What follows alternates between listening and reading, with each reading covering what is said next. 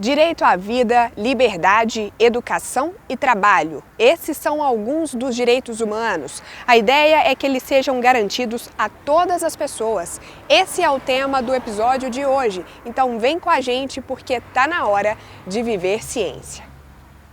Átomos e inferências, robôs que trabalham sem terno, resíduos postos à venda, vacina contra o cemitério, conforto e freio nas canas, planeta é mais que hemisférios, ciência mata, ignorância, desvenda olhos e mistérios.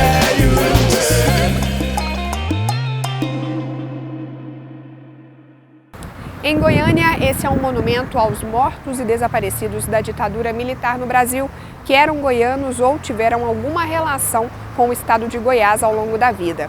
A não responsabilização ou falta de punição pelas violações de direitos humanos ainda é discutida até hoje, e a gente fala sobre o assunto agora.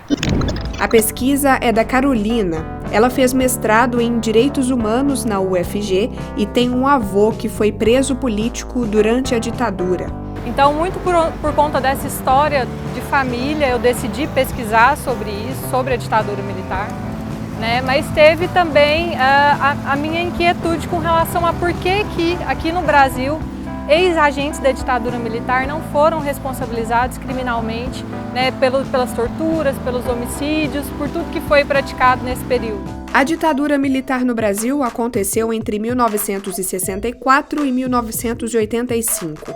Começou com um golpe que derrubou o governo de João Goulart. Décadas depois, em 2010, a Corte Interamericana de Direitos Humanos condenou o Brasil a investigar violações de direitos humanos cometidas na época e punir os responsáveis. Familiares de vítimas da ditadura militar, né, e a ONG, o Grupo Tortura Nunca Mais, eles entraram em contato com ONGs internacionais e peticionaram para a Comissão Interamericana de Direitos Humanos para levar o caso da guerrilha do Araguaia, né? Guerrilheiros foram dizimados, né, na região ali da guerrilha por operações do Exército.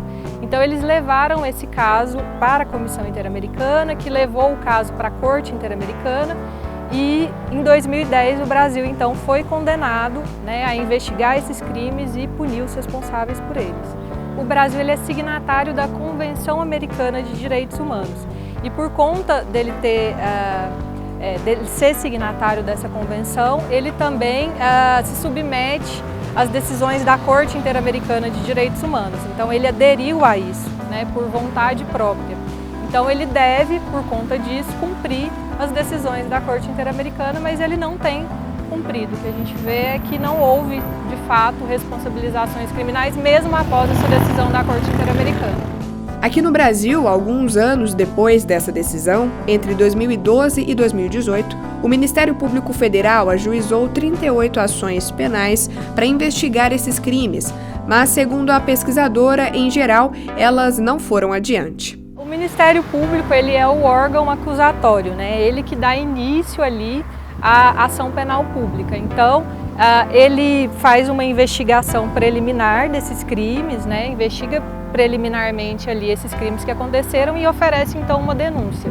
Nessa denúncia, ele coloca ali os ex-agentes que praticaram, né, esses crimes, coloca o crime que foi atribuído a esses ex-agentes, com todas as circunstâncias desse crime, e a vítima, né? E já rola ali as testemunhas que poderiam ser ouvidas, né? E aí, depois dessa peça, essa peça vai para o Poder Judiciário. Para o Judiciário verificar se ele recebe ou não essa peça acusatória, essa denúncia, né? E aí, depois que o Judiciário recebe essa denúncia, é que vão ser produzidas as provas, é que vai ter toda uma instrução para no final ter uma sentença. Então, o que os magistrados têm feito, a maioria deles, é barrar essas ações logo no começo, é não receber essas denúncias, né, ajuizadas pelo Ministério Público Federal. Então eles entendem, eles argumentam que esses crimes já se encontram prescritos, que esses ex-agentes da ditadura foram anistiados. Prescrição é o lapso temporal, né, de tempo que o Estado tem para punir os responsáveis por um crime. Com relação à anistia, teve uma lei de anistia em 1979, né, para anistiar ali as pessoas, né, que praticaram atos contrários à ditadura militar e foram responsabilizadas por isso, né, os opositores do regime. Então essas pessoas foram beneficiadas por essa lei de anistia, só que o que tem se entendido é que essa lei de anistia também se aplica, né, também na verdade se estende aos ex-agentes da ditadura militar e que eles também deveriam ser beneficiados por ela. Só que isso é justamente o contrário do que a decisão da Corte Interamericana, né, o que a Corte Interamericana disse, né, que não pode se aplicar a prescrição para esse tipo de crime, para essas graves violações de direitos humanos praticadas na época da ditadura, né, que não pode se aplicar a lei de anistia, que esses crimes não encontram ser anistiados e que eles têm sim que ser responsabilizados, né, as pessoas que praticaram esses crimes têm que ser responsabilizadas. E por que você acha que isso pode ter acontecido, né? Qual que é a possível justificativa para essa falta de responsabilização criminal? Sim, a minha hipótese, na verdade, da minha pesquisa é de que foi por uma ausência de conhecimento dos magistrados brasileiros com relação ao direito internacional dos direitos humanos. Então, de que eles não conhecem a Convenção Americana de Direitos Humanos, eles não conhecem a jurisprudência da Corte Interamericana de Direitos Humanos e muito por conta disso eles, então, não teriam responsabilizados esses agentes, né? Carolina, e como foi o processo da sua pesquisa, a sua investigação? Como foi? Eu fiz pesquisa de campo, eu fiz entrevistas, né? Então eu fiz um levantamento de que um total de 45 magistrados, entre juízes e desembargadores, atuaram nesses processos, né? Nessas 38 ações que foram ajuizadas pelo MPF. Então eu consegui entrevistar 14 magistrados desse total de 45, eu tentei entrevistar todos, mas muitos não aceitaram falar comigo e aí eu entrevistei um total de 14. São magistrados de vários estados, de São Paulo, do Rio de Janeiro, daqui de Goiás também. Eu percebi que, assim, de fato, os magistrados brasileiros, e não só eles, mas o meio jurídico como um todo, assim, tem pouco conhecimento do direito internacional. Não são disciplinas muito vistas nas universidades, né? Direitos humanos é um pouco relegado.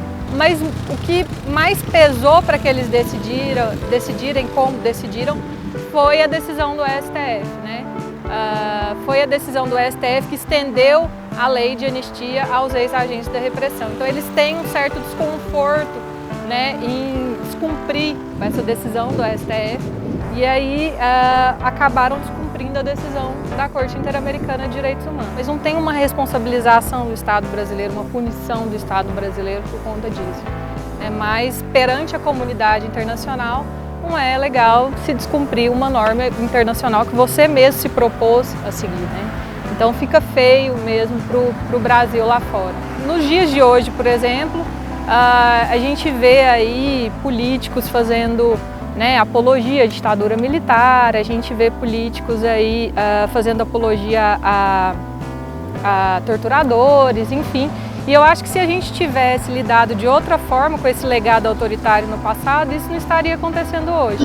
No próximo bloco, a gente conversa com uma pesquisadora que pensou num jeito diferente de ensinar direitos humanos. É já já.